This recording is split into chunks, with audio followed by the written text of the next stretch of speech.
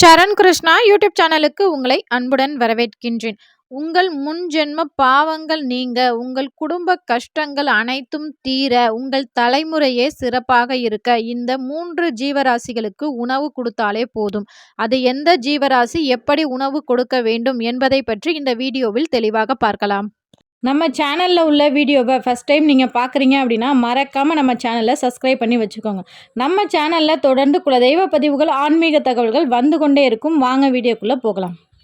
ஒவ்வொருத்தர் வாழ்க்கையிலும் ஏதாவது ஒரு கஷ்டம் பின்தொடர்ந்து கொண்டு தான் இருக்கும். அதற்கான தீர்வை நம்ம வெளியில தேடாம, நம்மளால முடிஞ்ச இந்த எளிய 3 பேருக்கு உணவு நம்ம வச்சாலே போதும். கண்டிப்பா நம்ம வாழ்க்கையில பாதி கஷ்டம் குறையும். உங்க வாழ்க்கையில வீண் விரய செலவு ஆகுது, பணம் வந்த வேகத்துல செலவாகிக்கிட்டே இருக்கு அப்படின்னு நீங்க சொல்றீங்க, வருத்தப்படுறீங்க அப்படின்னா, கட்டாயம் தெரு நாய்களுக்கு உணவு கொடுங்க. தெருநாய்களுக்கு உங்களால் முடிந்த உணவு வைங்க, நீர் வைங்க. ஒரு 3 ரூபா பிஸ்கட் வாங்கி போடுங்க. தினமும் இது அன்றாடம் தினமும் செஞ்சுட்டு வரணும்.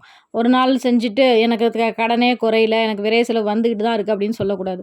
தினமுமே அது பகலில் நீங்கள் செஞ்சாலும் சரி, இரவு செஞ்சாலும் சரி, தினமுமே நீங்கள் வேலையை முடிச்சுட்டு போகும்போது ஒரு 3 ரூபா பிஸ்கட் 2, 3 வாங்கிட்டு போங்க. உங்கள் தெருவில் உள்ள நாய்களுக்கு போடுங்க. நாய்களுக்கு உணவு வைப்பதினால் கட்டாயம் விரய செலவு அப்படிங்கிறது குறையும். ஒருத்தவங்க வாழ்க்கையில் விரய செலவு குறைஞ்சாலே என்ன ஆகும்? அடுத்தடுத்து காசு சேர ஆரம்பிச்சிடும். காசு சேர்ந்தா கடன் பிரச்சனை குறையும். அடுத்தடுத்து உங்கள் செல்வ நிலை அப்படிங்கிறது உயர்ந்து கொண்டு தான் இருக்கும். ஒரு சிலருக்கு நாய் குறுக்க வந்துடுது, அதனால வண்டி ஆக்சிடெண்ட் ஆகுது அப்படின்னு தொடர்ந்து அந்த மாதிரி தான் அடிக்கடி அவங்களுக்கு ஆகும். அது போல் நடக்குது உங்களுக்கு அப்படின்னா, அஷ்டமியில் காலபைரவரை போய் வணங்குங்க. தெருநாய்களுக்கு இதே போல் கட்டாயம் உணவு வைத்து பாருங்கள். கண்டிப்பாக உங்கள் வாழ்க்கையில் நல்ல மாற்றம் அப்படிங்கிறது வரும். இரண்டாவதாக காகத்திற்கு உணவு வைக்க வேண்டும். காகத்திற்கு உணவு வைப்பது அப்படிங்கிறது உங்கள் உணவு வைக்கிற முறைகளில் இருக்குது.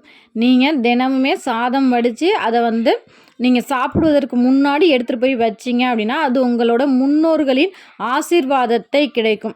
இல்லைங்க, எங்களுக்கு அந்தளவுக்குலாம் பொறுமை இல்லை, அதனால் நாங்கள் ஆஃபீஸ் போகிறோம், அதனால் எப்போதும் போல் நாங்கள் சாப்பிட்டுக்கிட்டு முடிச்சுட்டு போகும்போது கொஞ்சம் சாப்பாடு வச்சுட்டு போகிறோம் அப்படின்னா, அதில் உங்களுக்கு நன்மை கிடைக்கும். ஆனால் அதில் முன்னோர்களின் ஆசீர்வாதம் கிடைக்குமா அப்படிங்கிறது சந்தேகம் தான். ஏன்னா நீங்கள் சாப்பிடுவதற்கு முன்னாடி முன்னோர்களுக்கு, நம்ம குடும்பத்தில் வாழ்ந்த மூத்தவர்களுக்கு கொஞ்சம் உணவு வைத்த பிறகு சாப்பிடுவது அப்படிங்கிறது நம் பாரம்பரியமானது. அதனால் நீங்கள் என்னங்க இதுக்காக நாங்கள் தினமும் என்ன சாப்பாடு உப்பு உரப்பில் பார்க்காம வச்சோம்னா நாங்கள் என்ன செய்கிறது? ஒரு நாள் உப்பு கூட போச்சு, கம்மியாக போச்சுன்னா அட்ஜஸ்ட் பண்ணிக்குவாங்க. தினமுமே இது ஒரு இதாகவே வச்சுருந்தா எங்கள் வீட்டில் எல்லோரும் சண்டைக்கு வந்துடுவாங்க அப்படின்னு சொன்னிங்கன்னா, தாராளமாக நீங்கள் சமைக்கிற உணவு உப்பு காரம் பார்த்து வச்சுக்கோங்க.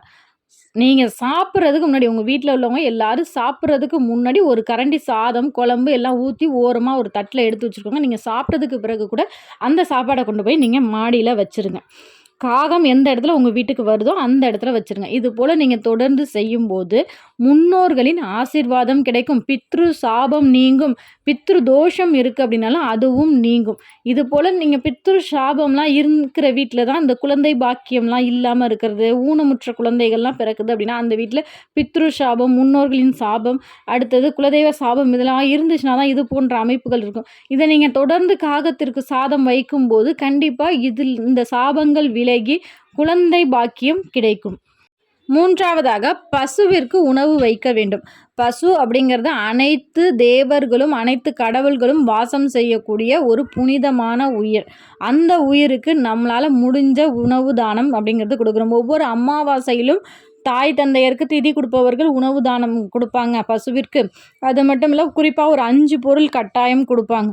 இந்த அமாவாசை திதிகளில் செய்கிறது நம்ம முன்னோர்களை சாந்திப்படுத்த பிறகு நம்ம தேவர்களின் கடவுள்களின் ஆசீர்வாதம் நமக்கு கிடைக்கணும் அப்படிங்கிறதுக்காக நம்ம பசுவிற்கு உணவு கொடுக்குறோம். ஆனால் மற்ற நாட்களிலும் எல்லா நாட்களிலுமே நமக்கு தேவர்கள் அனைத்து கடவுள்களோட ஆசீர்வாதமும் நமக்கு தேவை. அதனால அன்றாடம் தினமுமே பசுவிற்கு உங்களால் முடிஞ்ச ஒரு வாழைப்பழமோ, இல்லை உங்களுக்கு தினமும் எங்களால் போக முடியல, உங்கள் வீட்டுக்கு பக்கத்தில் யாராவது பசுமாடு வச்சுருக்காங்க அப்படின்னா அதுக்கு 1 கிலோ புண்ணாக்கு வாங்கி கொடுத்துருங்க. இல்லை ஏதோ ஒரு பொருள், பசு என்ன சாப்பிடுமோ அந்த பொருளை நீங்கள் வாங்கிட்டு போய் குடுத்துருங்க. அவங்க அத போட்டுக்குவாங்க. ஏதோ உங்களால முடிந்தத அது செய்து பாருங்கள். அனைத்து தெய்வங்களின் ஆசீர்வாதமும் கிடைக்கும். உங்க வாழ்க்கையில ஒரு சந்தோஷம் அப்படிங்கிறதும் இருந்து கொண்டே இருக்கும். இது அனைவராலும் செய்யக்கூடிய ஒரு முறை தான். எல்லாராலயும் செய்ய முடியும். இதுக்காக நீங்க பெரிய பணம்லாம் செலவு பண்ற அவசியமும் இருக்காது. வேணா குறிச்சு வச்சுக்கோங்க. இந்த நாள்ல நான் செய்ய ஆரம்பிக்கிறேன் அப்படின்னு சொல்லிட்டு ஒரு 48 நாள் குறிச்சுக்கோங்க. 48 நாள் கழிச்சு உங்க வாழ்க்கையில நீங்க என்ன பிரச்சனை அப்படின்னு நினைச்சீங்களோ, இந்த நாள்ல உள்ள சந்தோஷத்த விட 48 நாள் கழிச்சு அதிக சந்தோஷமா இருப்பீங்க. கண்டிப்பா முயற்சி பண்ணி பாருங்க. இந்த வீடியோ பத்தின உங்களது கருத்துக்களை எங்களோட கமெண்ட் செக்ஷன்ல ஷேர் பண்ணிக்கோங்க. இந்த வீடியோ உங்களுக்கு பிடிச்சிருந்தா லைக் பண்ணுங்க, ஷேர் பண்ணுங்க. மறக்காம சப்ஸ்கிரைப் பண்ணுங்க. சரண் கிருஷ்ணா யூடியூப் சேனல். நன்றி, வணக்கம்.